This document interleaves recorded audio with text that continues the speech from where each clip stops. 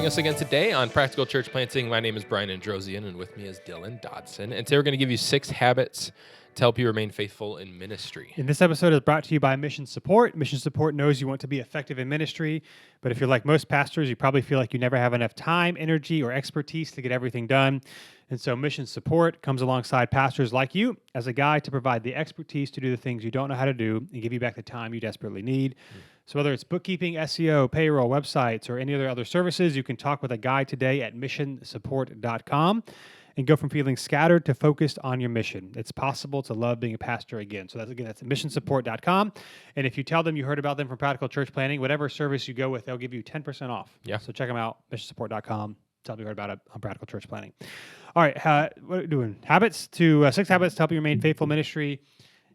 You know, you read the stuff on the news, then you have like personal friends, personal people you know. There's just, it stinks when it happens. Yeah. And there is no, this is like, obviously there's no like foolproof method for any of this. Mm-hmm. From my very limited vantage point, from those that I do know or the conversations I've had from people who really, knows other people that have had to step out. Yeah. There seems to be a couple of things that happen that make this more likely to happen than not. And so for this, we want to give you a couple things to just consider. You might be doing some of these, maybe you're not doing all these. Not to say that if you do some of these, you're going to be fine, or if you do all these, you're going to be fine. Right. But I think your likelihood of stopping a problem before it gets too big is a lot greater if you try some of these things. Yeah, for sure. Here's our habits to help you remain faithful in ministry. Number 1 is Bible reading 5 to 6 days a week. Mm-hmm. Again, this is preference, or this is not, you can do whatever you want. This is not meant to be legalistic. It's just in my experience, when I'm consistent, things are a lot better. Mm-hmm. I think it could happen. I think one of the things that can help you with this is maybe being in a group or Bible study group or something where you're like reading the Bible together. Maybe you meet with somebody and you like hold each other accountable, because you're much more likely to do it if you have somebody you're doing some sort of reading or discussion or plan with. Yeah. Because even on the days you don't feel like doing it, which happens, even like doing it and getting through it just because I feel like I got to do it, it's just helpful, not just for like that day, but just to help maintain the habit of making it effective. And personal preference, I think at the end of the day, you got to do what's best for you. I think it would be wise to separate, if you preach regularly, sermon study from reading the Bible. Yeah. Because then it can just get really easy to like, well, I'll only study the Bible when I'm writing my sermons and not when I'm not. And so a more devotional thing outside of that. I think if you can do that 5 to 6 days a week, again, it's not a promise or a guarantee, but you're much more likely to be conscious or maybe even convicted about certain things you might shouldn't be involved in if you're regularly engaging the scriptures. And so that's this recommendation, 5 to 6 days a week. It doesn't have to be perfect all the time. It doesn't have to be 30 minutes. Mm-hmm.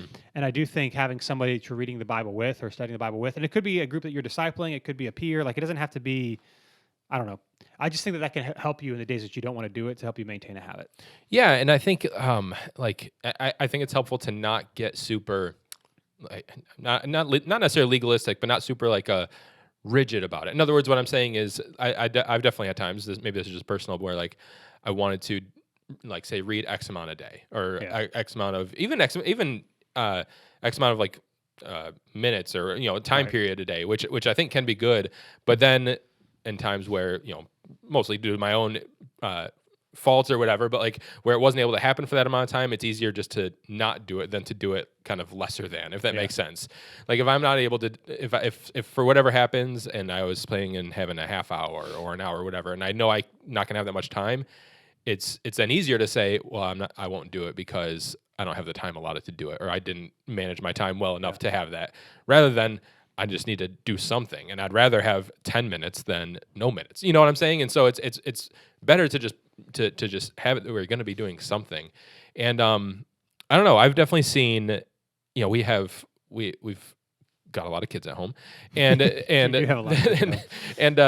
kid situations has shifted and stuff. And so I've definitely found myself at times letting this accidentally kind of like fall off, because it was always in the morning for me, because I would always wake up before everyone. Now everyone's always awake, and so like I don't have that time in the morning, and kind of like subconscious or unintentionally, but that kind of time for a while kind of shifted away, and it would be like, okay, I'll do it when I get to work, and then I'd get to work and I had not put it on my calendar the day before, so by the time I got there I kind of forgot to do it, and it's not like not doing it all of a sudden I was like right on the brink of falling into a moral failure or something like that. But I definitely noticed a difference. And like for a while, I was like, man, I feel like there's something missing. And like, I don't know. I think if you go a while without doing it, you definitely notice a difference. And it's not just like a kind of a thing to check off a list or something like that. But it makes a legitimate difference in your life. And of course, there are seasons where this might not be possible, but I think they need to be seasons, and you need to define like no matter what's happening by this date, I'm back in it. Yeah. And I think I mean for the vast majority, like you can figure out a time. Like my issue with it not working when I wanted is because I had a time I wanted to do it and that time wasn't possible, so I didn't figure out another solution. I just didn't. But man, if you're not like trying to dedicate like this gigantic chunk of time, but most of us, even if it's like for a season of time listening to an audio Bible in the car, it's maybe not the greatest solution in the world, but it's something. And I think something is just better than nothing. Yeah. So, and I do think, just in my experience, having some sort of accountability that you read the Bible with really, really helps you. Because even in the days where it's like, I don't feel like doing this, at least keeps you in the habit. So, like, just for me personally, what this looks like is I have a discipleship group with guys. We meet every Tuesday morning, and we have to read 4 or 5 days a week. That's what I tell them. And we have this journal thing. We talk about it, whatever. So 4 or 5 days a week. It's fine for them to do either one. I do 5 every week because I'm leading it, and I want to. Plus, I need to be doing anyway, but it helps as a leader. It's like I got to do it. Yeah. And then I typically try to on Sunday mornings as well. So some Saturday night or Sunday morning, I'll review my sermon for about 20 minutes. Typically, I do it sometime on Saturday evening, so that on Sunday I can still do. I've just personally found doing like devotional stuff in the morning, especially on Sundays, is really helpful. And then Tuesdays are the days that I don't do it because that's when my discipleship group meets Tuesday morning.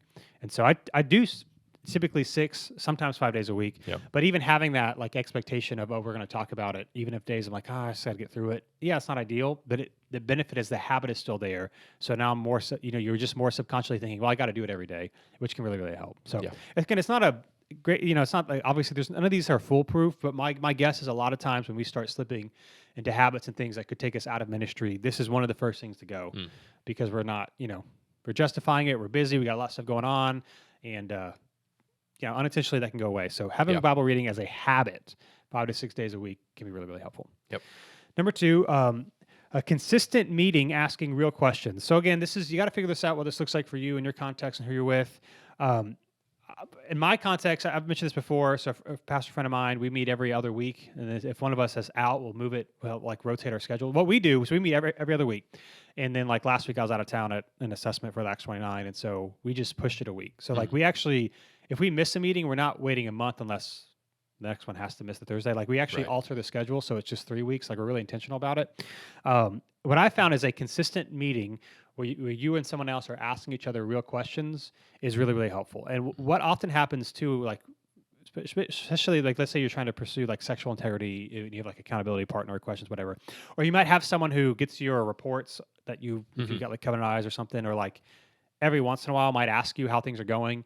What I have found is it's kind of awkward after a while to proactively ask those questions, or like when something does pop up on the screen report, it's like you got to send them an email. Hey, I saw this, and it's just like it's fine, but it's not the best. Yeah. What I found to be helpful is meeting with somebody consistently, and that's some of the things we ask each other. And the reason why it's helpful to do this is that if there is an inappropriate thought or action or something that took place, you could address it early on, and then not keep walking in it. I think what often happens is we make these subtle decisions, maybe an inappropriate relationship, watching something online or whatever, and we haven't really told anyone about it, and then it gets bigger and bigger, and then we're embarrassed to admit anything. Yeah. And it's just a lot easier if you already have something in place where you're just confessing, hey, here's how the last, in our case, 2 weeks were. Here's what I said. Here's what I did. And the guilt and shame is minimal when you're doing it consistently anyway, but also it's really easy to say like, hey, I said this thing, or I had this inappropriate conversation. I'm not saying that this actually happened. I'm just like in general. Yeah. Like that's a lot easier to admit than like, oh, I've been texting this woman for 3 weeks. Right. Or 3 months and I haven't told anybody. And so having some sort of consistent meeting, my recommendation is more than once a month, just because if it is once a month and you miss it, then you could be 2 months, whatever it is. Again, the goal is not to be legalistic, but to have somebody where you're talking and you're actually like scheduling.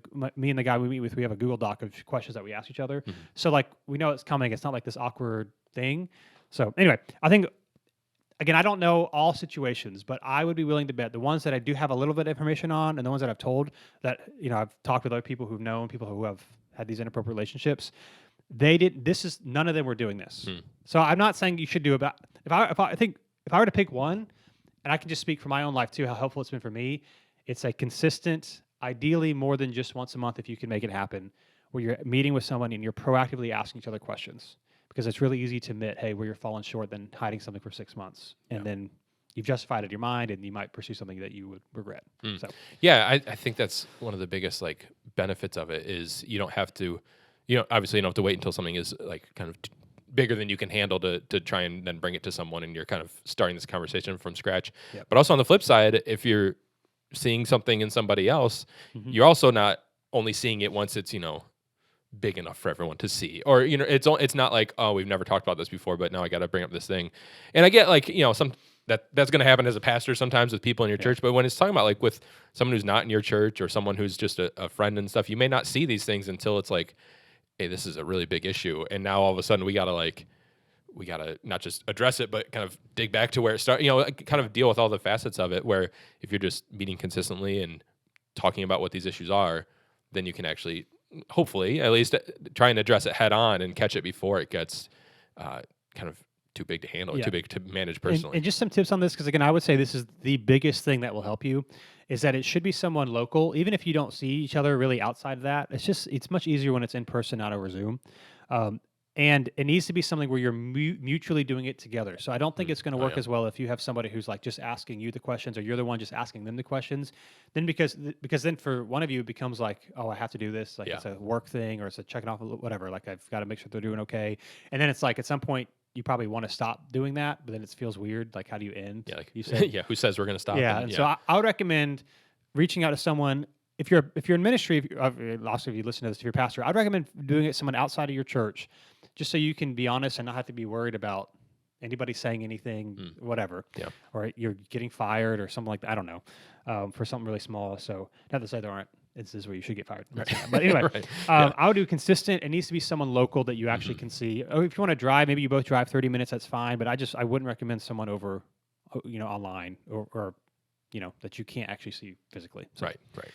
Consistent, in my opinion, meeting more than once a month, asking each other real questions will be really beneficial. Help you remain faithful. Number 3, consistent date nights with your spouse. So there's also just putting things on the calendar and doing it. You listen to this podcast, not surprised. I'm not a fan of the word busy, because I just think it's nobody can argue with it. And in my experience, many times it's just not untrue. Now, you might have seasons where you've got a lot going on. I'm not discrediting that. I'm not saying in the early launch phase, or in Brian's case, when they're fostering and adopting 37 children at one time. I'm not. Obviously, there are times where like it's going to be crazy. Right. What I would recommend though is that you need to try to define these times so that it doesn't stay like this perpetually. Otherwise, there'll always be a reason for something for something to happen. So I would I would encourage you in ministry to never let busyness be an excuse for anything. Not for reading the Bible, not for meeting with someone consistently, not for date nights with my spouse. Like put it on your calendar and then plan everything around it. And then it'll actually happen. Yeah. And it'll do a lot better. So obviously, date night with your spouse is making sure that you and your spouse are good, your family's good relationally, and planning around that as opposed to once a month or once every 2 months, and then they can feel really cheated. Can lead to all sorts of problems. So I think a consistent date night with your spouse is also something really helpful to help you remain faithful in ministry. Yeah, and I think this is true forever. Like, my wife and I have been married for 11 years, and we probably spend more time together than maybe your average husband and wife. Like, I mean, for a while we worked together and we just do a lot of stuff. And so like we see each other a ton. And so sometimes it can be like, oh, date night, like we gonna have anything to like, I don't know, talk about stuff. But we always do. And there's always like, it's always worth doing, and it's always worth putting on the calendar and figuring out a way to make it happen. Even with a bunch of kids, or even with tight budgets, even with like all these things that are kind of the reasons to not do it. There's ways around it. There's ways to figure out to do things cheap or free, or to do things after the kids go to bed. Like there's always some way to figure something out. It just may not look exactly like it did a couple years ago for you. But kind of maneuvering that with seasons of life as they come and go, but not letting it just completely go or completely sit on the back burner forever. Because just like all these other things, the longer it sits on the back burner, the harder it is to start up, and the further out of your mind it gets, and all of a sudden it's like, oh, I can't even remember the last time this happened. Yeah, and the reality is we do things that we care about and prioritize. And so if we're listing, here's all the reasons we keep my wife and I cannot have a date night, then that's because it's just not a priority for you. Mm-hmm. Or it's not a priority for you enough to figure out creative solutions. And so if you're like a pastor, or if you're in ministry and you and your wife never have, or if you listen to this, whatever, you and your husband, whatever, um, if you're a leader in ministry and you and your spouse never have time to date each other, Mm. then that's a problem for you. How I just don't know how you're supposed to effectively lead and care for and Yeah. shepherd people and encourage other people in their marriages when you're not doing it yourself. Doesn't say you're going to be perfect. Not to say you're not going to have your own issues, but it just like if you're going to lead a ministry and you're married, this should be busyness and like that. None of these are excuses. Yeah. You might have to be creative. You might have to try to put the kids to bed 30 minutes earlier, or you might maybe I don't know for various reasons you can't, but you're going to dedicate twice a week, twice a month at least, or whatever. Like on this night, maybe we're going to be at home. We can't go out to eat. We don't have family in town, so we can't afford the babysitter. We're going to intentionally do stuff together for the 2 hours before we go to bed with the kids. Right. Like whatever Right, it yeah. is, Yeah. it's got to be something. And if you don't put on your calendar, what I do is on the first of the month, I have a list of things that I put on my calendar. And the rest, for various times in that month, and then that way it actually happens. So this is something that that I'll do. We have like a recurring Google Calendar thing for Christine and I, but sometimes we have to move things around. So I'll on the first of the month make sure the 2 on that month actually are happening, or move them if we need to. And so, consistent date nights with your spouse will help you remain faithful. And if it's not a priority, if you're not doing it, then it's gonna cause a lot of problems.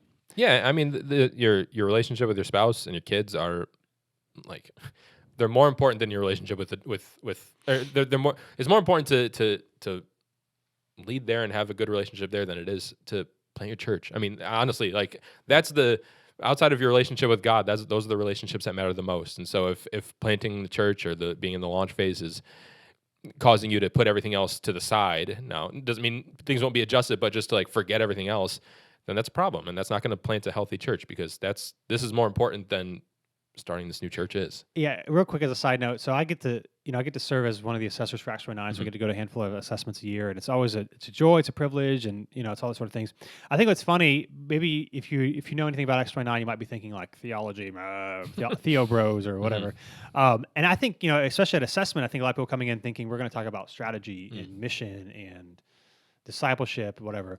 We spend a lot of time talking about their marriage, their family, their personal health, and all that sort of thing. Like the strategy stuff is like the last thing that we get to, and I think a lot of times, sometimes church planners are surprised. Like I thought we were supposed to do, just because we have seen and we've just I'm not super old, 32, but since I've done it like a number of assessments now, I mean, you just see so many things about what's important, and like this is just it's way more important all that stuff because you will not last if you and your family are not healthy, and if you're not healthy, and so. This is really important. Yeah, for sure. So consistent date nights with your spouse is number 3. Number 4, for habits to help you remain faithful in ministry, is predetermined ministry boundaries. We've talked about this in various episodes.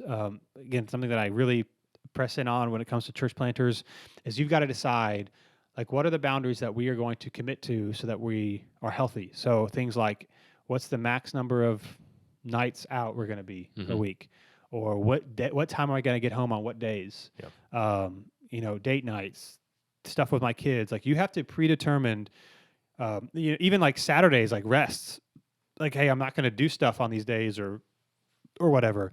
So that when people ask you to do stuff or when really good things come up, you can say no and you don't have to feel guilty. Because what so often happens, like, oh, my calendar's free, so I have to say yes to this. But there's just so many quote unquote exceptions, and you might not experience this as much as when you're brand new at a church plant. But after you've been leading for a while, even if your church isn't large, there's just a lot of great people, and you get invited to stuff or people want to do stuff, and it's so easy to be like, okay, I'll do it, and then it just you've overcommitted. Yeah. And so determine like, hey, we're not going to do more than 2 work night things a week. If it's hanging out with friends and we enjoy it, it doesn't count as like a work thing, then that's fine. Or like what time you're going to be on, but you have to predetermine, and I would talk with your spouse so that you guys are on the same page. So that's a lot easier for you to say yes or no to things without feeling guilty. And just because your calendar is free and open, it's knowing that it's that for a reason. And if I just like make exceptions for everything, it's going to come back and get you. Yeah, for sure. It's like if you have no, or if you're just like open to saying yes to everything, then eventually you're going to get in the kind of like weird tension of saying yes to too many things, but also which things are like trying to figure out which things are important enough to say yes to and which things aren't, and because your schedule's always open. So if someone wants to do something at night, then it's like, oh well, if I'm saying yes to this, I mean, maybe not intentionally, but it's more important than spending time with my family. And Yep. I haven't really been home much this week. And it's going to be a lot of like mental juggling like that, where even if you end up saying no, then you're constantly having to try and figure this out every time someone has to do anything. Where instead, if you just have these predetermined, these are my times off.